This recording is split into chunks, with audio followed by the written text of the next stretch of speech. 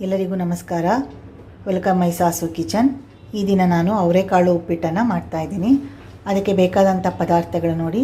ಇದು ಬೇಯಿಸಿ ಇಟ್ಕೊಂಡಿರುವಂತಹ ಅವರೆಕಾಳು, ಹಾಗೆ ತುರಿದ ಕಾಯಿ ಮತ್ತು ಕೊತ್ತಂಬರಿ ಸೊಪ್ಪು, ಕರಿಬೇವಿನ ಸೊಪ್ಪು, ಹಸಿಮೆಣಸಿನಕಾಯಿ, ಮತ್ತು ಇದು ಜೀರಿಗೆ ಮತ್ತು ಮೆಣಸು ಮಿಕ್ಸಿಯಲ್ಲಿ ಸ್ವಲ್ಪ ತರಿಯಾಗಿ ಪುಡಿ ಮಾಡಿ ಇಟ್ಕೊಂಡಿದ್ದೀನಿ ಇದನ್ನು.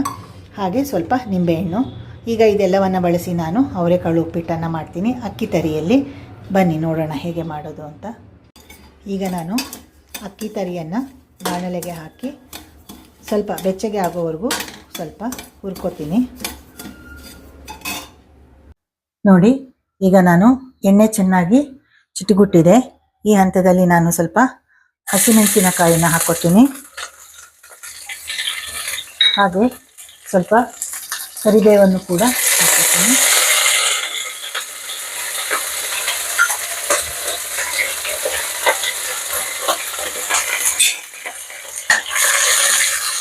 ಈಗ ನಾನು ಬೆಂದಂತಹ ಕಾಳನ್ನು ಕೂಡ ಸೇರಿಸ್ಕೊತೀನಿ.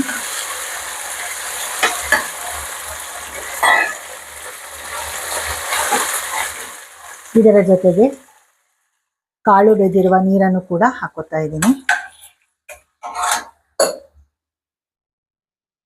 ನೋಡಿ, ಈಗ ನೀರು ಕುದೀತಾ ಇದೆ.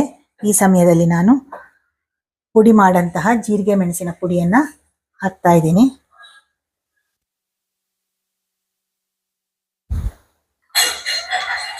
ರುಚಿಗೆ ತಕ್ಕಷ್ಟು ಉಪ್ಪನ್ನು ಕೂಡ ಸೇರಿಸ್ತಾ ಇದ್ದೀನಿ.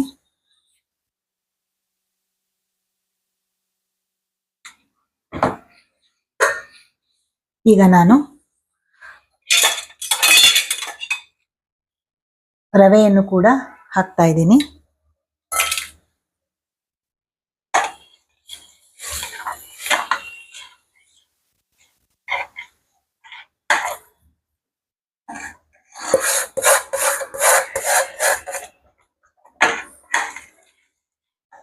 ರವೆಯನ್ನು ಕೂಡ ಹಾಕಿದ್ದೀನಿ. ಈಗ ಈ ಹಂತದಲ್ಲಿ ಸ್ವಲ್ಪ ಕೊತ್ತಂಬರಿ ಸೊಪ್ಪನ್ನು ಸೇರಿಸ್ತೀನಿ.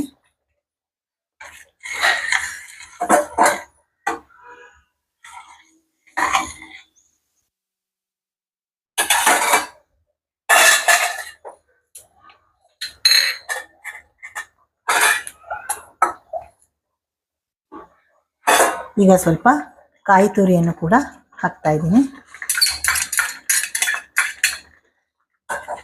ಇದೆಲ್ಲ ಈಗ ಚೆನ್ನಾಗಿ ನಾವು ಮಿಕ್ಸ್ ಮಾಡೋಣ.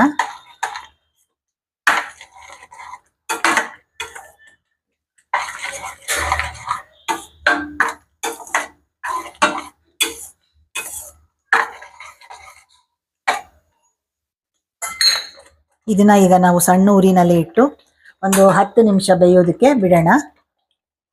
ನೋಡಿ, ಈಗ ಅಕ್ಕಿ ತರಿ ಉಪ್ಪಿಟ್ಟು, ಅವರೆಕಾಳಿನ ಅಕ್ಕಿ ತರಿ ಉಪ್ಪಿಟ್ಟು ಆಗಿದೆ. ಈ ಹಂತದಲ್ಲಿ ನಾನು ಸ್ವಲ್ಪ ತುಪ್ಪವನ್ನು ಹಾಕ್ತೀನಿ.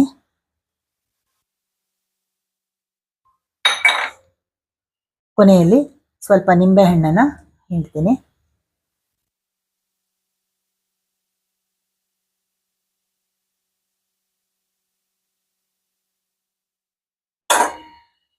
ಈಗ ಇದನ್ನು ಸ್ವಲ್ಪ ಮಿಕ್ಸ್ ಮಾಡೋಣ ಚೆನ್ನಾಗಿ. ನಾನು ಇವಾಗ ತೋರಿಸಿರೋ ವಿಡಿಯೋ ಇಬ್ಬರಿಗಾಗುವಷ್ಟು ಅಳತೆಯ ಸಾಮಗ್ರಿಗಳನ್ನು ತಕ್ಕೊಂಡು ಮಾಡ್ತಾ ಇರೋದು.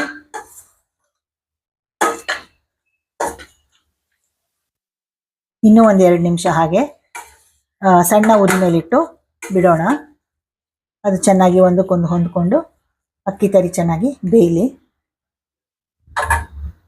ನೋಡಿ, ಈಗ ಚೆನ್ನಾಗಿ ಬೆಂದಿದೆ ಅಕ್ಕಿ ತರಿ ಉಪ್ಪಿಟ್ಟು. ಈಗ ಇದನ್ನು ನಾವು ಒಂದು ಪ್ಲೇಟ್ಗೆ ಸರ್ವ್ ಮಾಡೋಣ.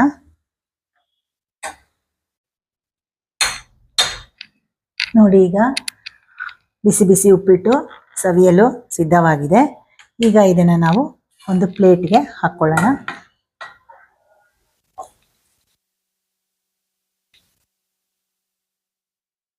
ನೋಡಿ, ಅಕ್ಕಿ ತರಿ ಉಪ್ಪಿಟ್ಟು ಈಗ ತಿನ್ನಲು ರೆಡಿಯಾಗಿದೆ. ಈ ವಿಡಿಯೋ ನಿಮಗೆ ಇಷ್ಟ ಆದರೆ ಲೈಕ್ ಮಾಡಿ, ಸಬ್ಸ್ಕ್ರೈಬ್ ಮಾಡಿ, ಶೇರ್ ಮಾಡಿ. Thank you.